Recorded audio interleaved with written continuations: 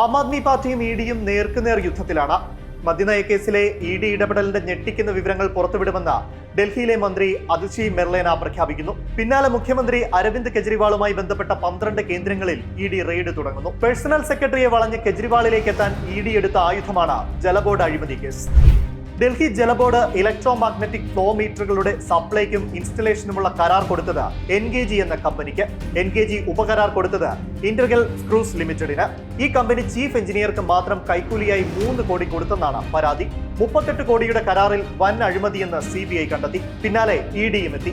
കഴിഞ്ഞ വർഷം 2 വട്ടം വ്യാപക റെയ്ഡ് നടത്തി. ചീഫ് എഞ്ചിനീയറെയും കരാറുകാരനെയും അറസ്റ്റ് ചെയ്തു. അന്വേഷണം ആം ആദ്മി നേതാക്കളിലേക്ക് നീളുമെന്ന സൂചന നൽകിയാണ് ഇന്ന് 12 ഇടങ്ങളിൽ ഇഡി റെയ്ഡ് നടത്തിയത്. മദ്യനയ കേസിലെ സാക്ഷിമൊഴികൾ ഇഡി ഭീഷണിപ്പെടുത്തി രേഖപ്പെടുത്തിയതാണെന്ന വെളിപ്പെടുത്തൽ മന്ത്രി അതിഷി മെർലേന നടത്തുമ്പോൾ സമാന്തരമായി ഇഡിയുടെ റെയ്ഡും തകൃതിയായി നടത്തുകയായിരുന്നു.